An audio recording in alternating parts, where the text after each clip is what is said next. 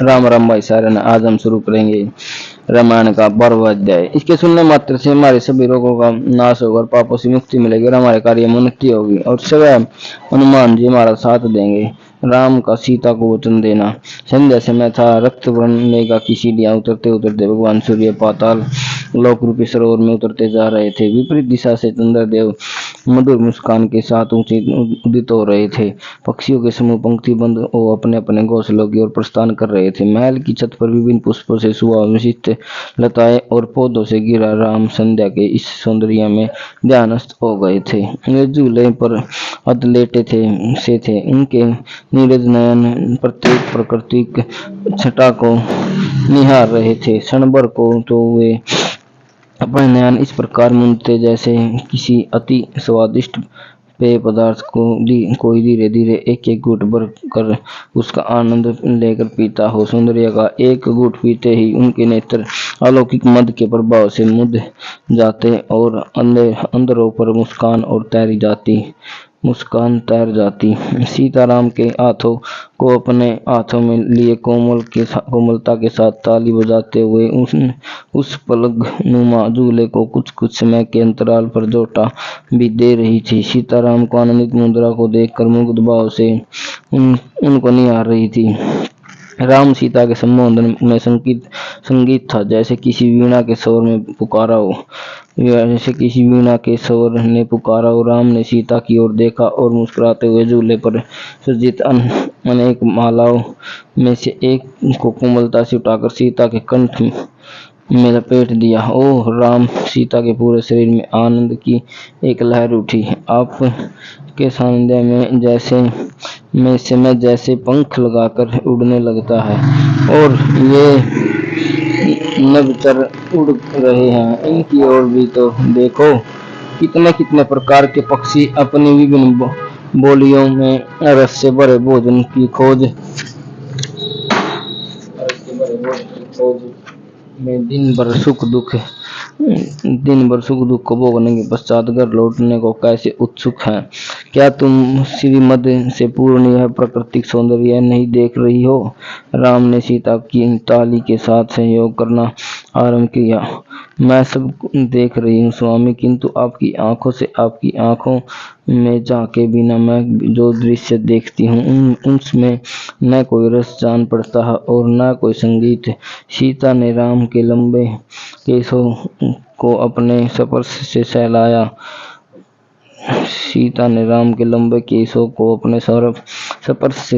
सीते, राम ने पुकारा, हूँ। क्या तुम यह अनुभव नहीं करती कि तुम्हारे मेरे प्रति प्रेम मोह की सीमा में प्रवेश कर गया है? इस प्रकार सीता प्रसन्न मुद्रा में बैठ गई। यह इस बात का संकेत था कि अब राम की भावदशा अंतर्मुखी नहीं रह गई है। वे वार्तालाप करने को प्रस्तुत हैं। जब तक मैं नहीं लौटता तब तक तुम भोजन ग्रहण क्यों नहीं करती हो? मैंने कहा, मैं आपके बिना मुझे किसी भी पदार्थ में कोई रस नहीं आता। आपका साथ होता तो भोजन अमृत समान प्रतीत होता है।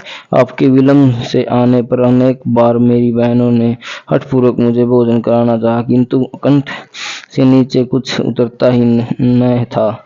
सामान्य जलपान तो किसी विधि हो जाता, किंतु प्रातः और संध्या भोज के समय आपका संग मेरे लिए अनिवार्य है। यही तो मैं कह रहा हूँ। सीते की राजकीय कार्यों में अनेक अवसर पर मुझे अर्धरात्रि के पश्चात लौटना पड़ता है।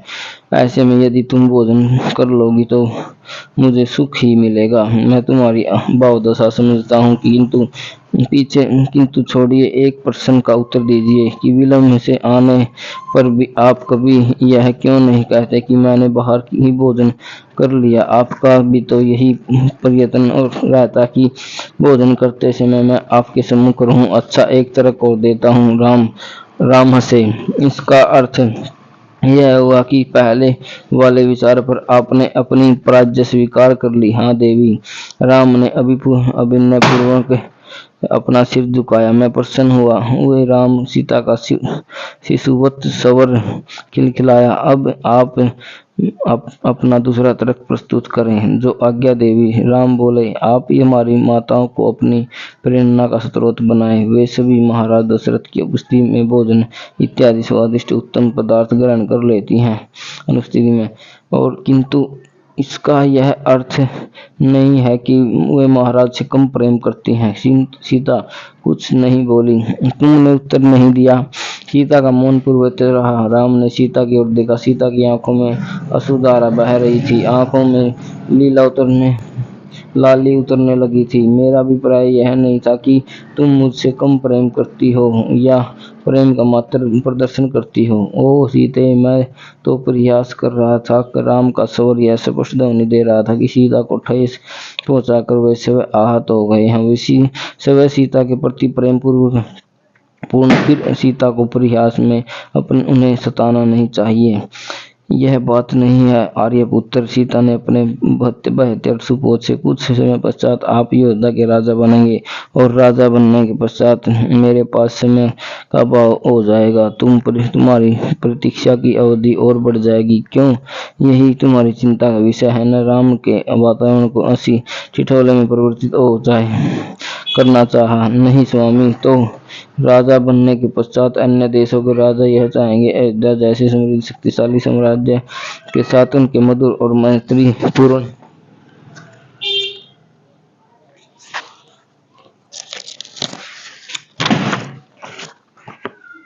मैत्रीपूर्ण संबंध हों। कुछ देश इससे भी एक पग आगे बढ़कर अयोध्या के साथ पारिवारिक संबंध स्थापित करना चाहेंगे। उनके लिए क्षत्रिय समाज में सबसे अधिक प्रचलन यह है कि कंबलशाली राजा अपने से शक्तिशाली राजा के साथ अपनी पुत्री अथवा बहन का विवाह कर देता है, जिसके कारण पत्नी तो प्रथा का प्रचलन है। अनेक राजा चाहेंगे कि आपके अनेक विवाह हों। आपके सभासद मंत्रीगण भी निश्चित ही इस बात का अनुमोदन करेंगे कि ऐसा करना अयोध्या के हित में ही है। जिस देश के साथ वैवाहिक संबंध हो जाता है, उस दशा में कम से कम वह राष्ट्र तो शत्रु नहीं रह जाता। मधुर संबंध बनाने का कारण लेकर विवाह करने को तो मैं अधम कोटि का व्यापार मानता हूँ। विवाह के मूल में न तो काम वासना होनी चाहिए और न ही सदियों की नीति। राम विवाह का केंद्र प्रेम को स्वीकार करता है। प्रेम के भाव में विवाह केवल बंधन है, और प्रेम के साथ विवाह एक सुंदर और मधुर संबंध है। राम का प्रत्येक शब्द उनके दर्शन को प्रमाणित कर रहा है। सीते, तुम निशंक रहो। तुम्हारा अतिरिक्त राम के मन में अन्य किसी नारी की छवि कभी नहीं होगी। यह राम का वचन है। मैं तुम्हें पत्नी नहीं वरन अर्धांगिनी मानता हूँ। यदि राजनीतिक आग्रह हो तो तब कदापि नहीं। यदि महाराज आदेश दें तब वे यह आदेश कभी नहीं देंगे, क्योंकि इस संबंध में मेरे व्रत को सभी जानते हैं। वे व्रत का अर्थ भली भांति जानते हैं। महाराज किसी के व्रत के प्रतिकूल अपने कभी आदेश नहीं देते। वे प्रतिज्ञा अथवा वचन का मर्म जानते हैं, और माताएं उन्हें तुम इतनी प्रिय हो कि तुम्हारे अतिरिक्त अन्य किसी को कामना उनकी नहीं है। फिर वे महाराज की अनेक पत्नियों के व्यवहारिक कठिनाइयों को इतना झेल चुकी हैं कि वे स्वयं उनके हृदयों में अपने पुत्रों के लिए वधुएं लाने के लिए कोई लालसा नहीं है। ओ राम, आपने मुझे निर्भर कर दिया। श्री रामचंद्र की जय। लक्ष्मण का स्वर गूंजा।